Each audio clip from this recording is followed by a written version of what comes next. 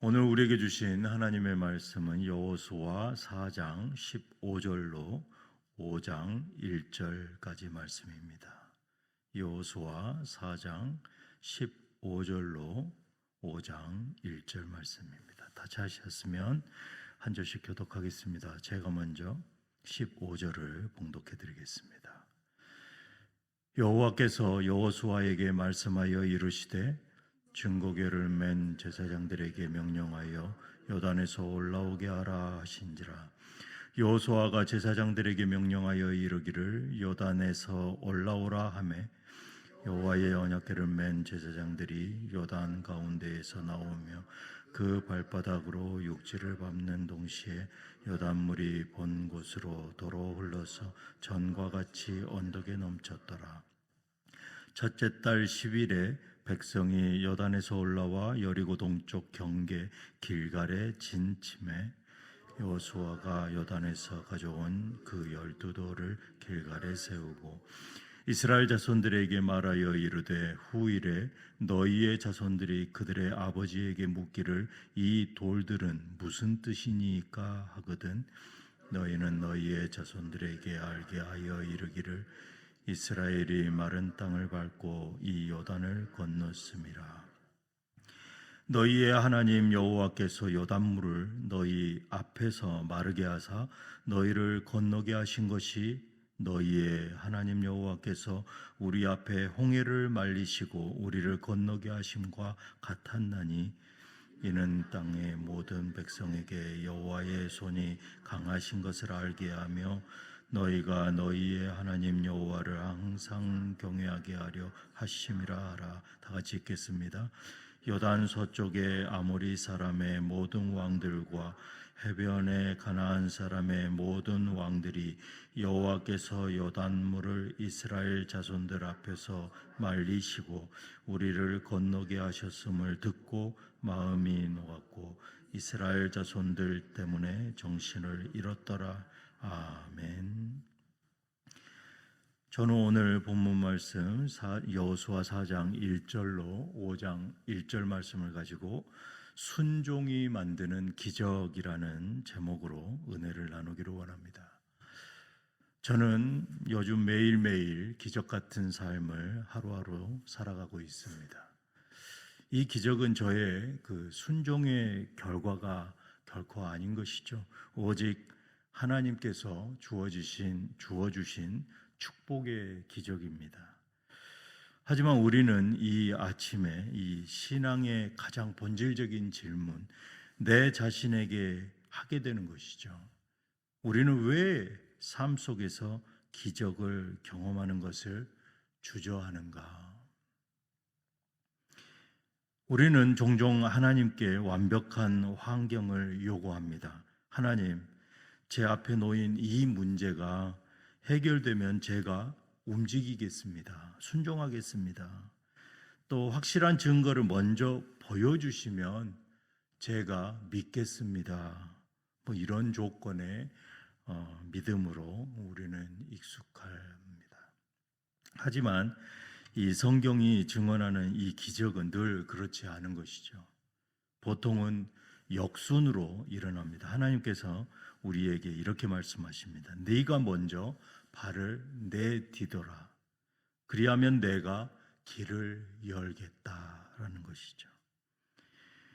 오늘 본문은 그 기적의 원리를 극명하게 보여주고 있습니다. 이스라엘 백성 앞에 놓인 것은 범람하는 그 요단강, 우리 힘으로는 도저히 건널 수 없는 절망의 벽입니다.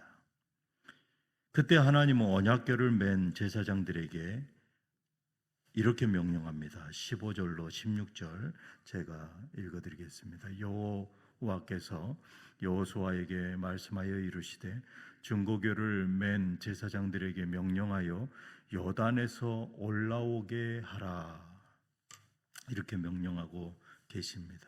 이 명령은 너희들이 묻지도 따지지도 말고 믿음으로 순종하라라는 명령인 것이죠. 그리고 그 순종의 순간에 멈춰있던 요단 강물이 본래의 모습으로 회복되어지는 그러한 놀라운 역사가 우리 눈앞에 나타나게 됩니다. 순종은 환경을 바꾸고 또 순종은 세상을 변화시킵니다. 오늘 이 본문 말씀을 통해서 순종이 만드는 그 기적을 묵상하는 은혜의 시간이 되시기를 축복합니다. 첫 번째로 이 기적은 망설임 없는 행동과 동시에 일어난다라고 오늘 본문은 말씀합니다. 이 15절부터 18절 말씀에서 나타나고 있는데, 첫 번째로 이 순종은 하나님의 능력을 나타내는 행동입니다. 성경은 기적의 타이밍을 말씀합니다. 여호수아가 제사장들에게 명령하여 요단에서 올라오라 하매 그들의 발바닥이 마른 땅을 닿는 동시에 요단물이 본 곳으로 흘러서 전과 같이 언덕에 넘쳤더라. 이 중요한 것은 하나님의 명령과 동시에라는 말씀입니다. 마른 땅에 닿는 동시에 그 후에 우리는 기적을 목도할 수 있다라는 것이죠. 발을 내딛기 전에는 결코 하나님의 생각을 우리가 알 수 없습니다. 하나님이 하신 기적을 우리가 목도할 수 없다라는 것입니다. 제사장들이 요단강 바닥에 발을 딛고 서 있는 그 상태에서 물이 멈춰 있었습니다. 그러나 그들이 하나님의 명령대로 순종하여 마른 땅으로 완전히 올라옴과 동시에 물은 즉시 회복되어집니다. 이것은 하나님께서 우리의 순종을 통해서 역사하시는 하나님의 방법인 것이죠. 홍해 앞에서 이스라엘 백성들에게 지팡이를 내밀라라고 요구합니다. 요단강 앞에서는 먼저 발을 담그라, 이 행동을 요구하고 있는 것이죠. 지팡이를 내밀지 않으면, 발을 내딛지 않으면 그들은 볼 수 없다라는 것이죠. 하나님은 우리의 준비됨을 보시는 것이 아니라 우리의 마음이 어디에 와 있는가를 보고 계십니다. 우리의 삶에서 건너야 할 요단강이 분명히 있습니다. 그것은 용서하지 못하는 마음, 또는 끊임없는 염려, 또는 새로움에 대한 두려움, 어느 누가 들은 그 하나님의 기적과 같은 명령에 대한 불신, 지체된 순종은 이미 불순종이다라는 것이죠.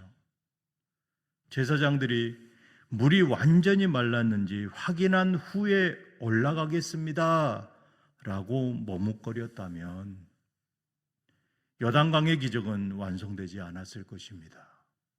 하나님이 하시는 일이니까요. 순종은 지금이라는 그 하나님의 타이밍, 우리는 그 지금을 붙들어야 합니다. 오늘 하나님이 우리 마음에 어떤 말씀을 주십니까? 기도하라, 용서하라, 화해하라, 두려워 말라. 그 말씀 앞에 나중에라는 유혹을 물리치고 지금 즉각적으로 순종하면 동시에 하나님께서 역사하십니다. 우리가 이 망설임 없이 한 걸음 한 걸음 내딛는 순간 하나님의 놀라운 타이밍은 시작될 것입니다. 두 번째로, 순종의 경험은 기억의 돌로 세워집니다. 순종은 다음 세대를 위한 기념비입니다. 이스라엘이 요단강을 건넌 후에 하나님은 각 지파에게 강바닥에서 돌을 취하여서 길갈에 기념비를 세우라고 하셨습니다. 왜 돌을 세우게 하십니까? 24절에 이는 땅의 모든 백성에게 여호와의 손이 능하신 것을 알게 하며 너희로 너희 하나님 여호와를 영원토록 경외하게 하려 함이라. 하나님은 우리가 얼마나 쉽게 은혜를 잊어버리는 존재인지 알고 계신다라는 것이죠. 우리가 10년을 살아오고 20년을 살아오고 30년을 살아오고 50년을 살아오고 하면서 이 결혼 생활도 기념을 합니다. 그 이유가 뭡니까? 그 존재를 기억하자라는 것이죠. 시간이 지나면 그 기억은 익숙함이 되고 또 은혜는 당연함이 되어버립니다. 건축을 하면 머릿돌을 새깁니다. 왜입니까? 그 건축의 시작한 그 날을 기억하는 것이죠. 그래서 하나님은 물리적인 기억의 장치를 만드셨다라는 것입니다. 그것도 12지파가 각각의 이 돌을 세워서 길갈에 돌을 세워서 기념하였다라는 것이죠.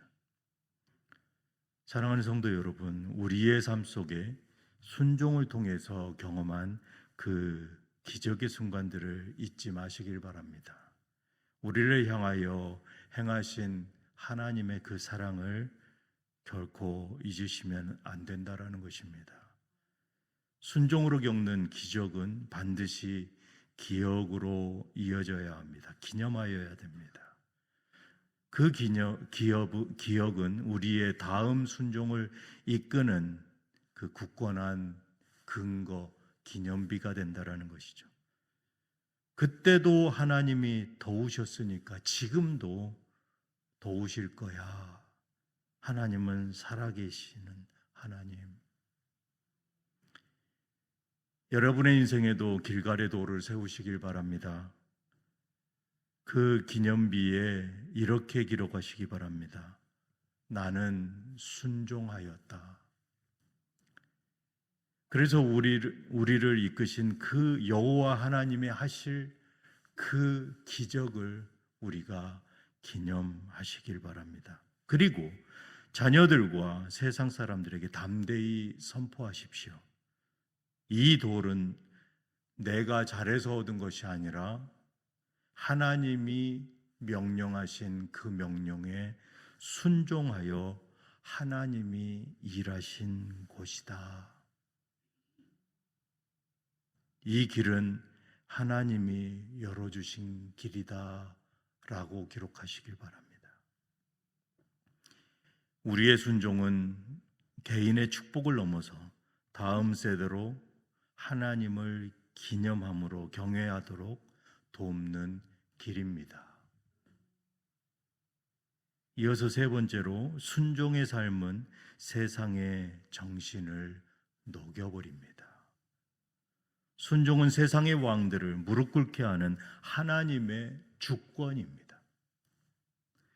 하나님의 그 주권을 어떻게 나타내십니까? 이스라엘의 그 순종이 가져온 결과가 이스라엘 내부에서만 머물고 있지 않았다라는 것입니다. 5장 1절을 현대인의 성경으로 읽어드리겠습니다. 요단 서쪽 지방의 모든 아모리 사람들의 왕들과 지중해 연안의 모든 가나안 왕들이 여호와께서 요단 강물을 말리셔서 이스라엘 백성이 건너왔다는 소식을 듣고 두려워 떨며 당황하였다. 얼마나 놀라운 일입니까? 이 하나님의 백성의 순종이 세상의 권력자들의 마음을 녹이고 그들의 정신을 잃게 만듭니다. 세상은 우리의 웅장한 규모나 뛰어난 재능을 존중할지는 몰라도 그것을 두려워하지는 않는 것이죠. 그러나 하나님 말씀 앞에 철저한 순종, 그것으로 인한 기적과 함께 살아가는 이 성도의 삶의 권위를 그들은 두려워합니다. 이제 말씀을 맺겠습니다. 저는 이 오늘 말씀을 이 수요일 날 준비하면서 이 베드로의 말씀을 떠올리게 됐습니다. 이 토요일 날 담임 목사님께서도 한 절 언급하셨는데요. 우리의 삶 속에도 이 요단강처럼 범람하는 문제와 풍랑치는 바다처럼 두려운 상황이 날마다 물밀듯이 몰려옵니다. 마태복음 14장 25절로 29절에 보니까 예수님이 베드로에게 이렇게 기적을 베푸십니다. 밤 사경에 예수께서 바다 위로 걸어서 제자들에게 오시니 제자들이 그가 바다 위로 걸어오심을 보고 놀라 유령이라 하며 무서워하여 소리 지르거늘 예수께서 즉시 이르시되 안심하라 나니 두려워하지 말라. 베드로가 대답하여 이르되 주여 만일 주님이시거든 나를 명하사 물 위로 오라 하소서 하니 오라 하시니 베드로가 배에서 내려 물 위로 걸어서 예수께로 가되 깊은 밤 폭풍우가 몰아치는 바다에서 베드로는 예수님의 단 한마디 명령을 들었습니다. 오라. 그 한마디에 베드로는 자신의 안전을 보장하는 배를 포기합니다. 그리고 물 위로 순종의 발걸음을 내딛었습니다. 그 순간 바다가 반석이 되어서 베드로가 반석 위를 걷는 기적을 맛보게 됩니다. 그러나 어떻습니까? 이대로 끝나면 얼마나 좋겠습니까? 베드로가 바람을 보고 무서워서 그 무서움에 사로잡혀서 순종의 발걸음을 내딛지 못하자 베드로는 점점 물에 빠지기 시작합니다. 결국 순종이 멈추면 이렇게 된다라는 것입니다. 사랑하는 유정의 성도 여러분, 주님은 우리의 요단강과 우리의 바다 앞에 서 계십니다. 그리고 우리에게 오라, 내가 너를 물 위로 걷게 할 것이다 말씀하고 계시죠. 그 순종의 길에 주님께서 우리를 초청하고 계십니다. 사랑하는 성도 여러분, 머뭇거리지 마십시오. 사랑하는 성도 여러분, 나의 생각으로 하나님을 보지 마십시오. 순종의 시선을 주님께만 고정하고 배에서 내리는 그 베드로의 용기를 내시기를 바랍니다. 그 한 걸음의 순종 위에 하나님은 오늘도 멈추지 않는 놀라운 기적을 우리에게 행하실 것입니다. 이번 한 주간 그리고 앞으로 우리 교회에 놓여 있는 일들을 가지고 오직 주님의 명령 오라, 그 명령에 화답하는 저와 유장의 모든 성도들 되시기를 주님의 이름으로 축복합니다. 기도하시겠습니다. 전능하신 하나님 아버지, 오늘 요단을 멈추시고 물 위를 걷게 하신 주님의 능력을 찬양합니다. 우리가 두려움 때문에 환경을 바라보며 배 안에 머물러 있지 않게 하여 주시옵소서. 오직 예수 그리스도가 나오라는 그 초청의 말씀에 즉각적으로 순종하여 믿음의 발걸음을 내딛게 하옵소서. 우리의 삶의 시선이 오직 주님께만 고정되길 원합니다. 순종이 멈추지 않는 그 기적을 날마다 경험하게 하여 주시옵소서. 우리에게 순종할 용기와 믿음을 주옵소서.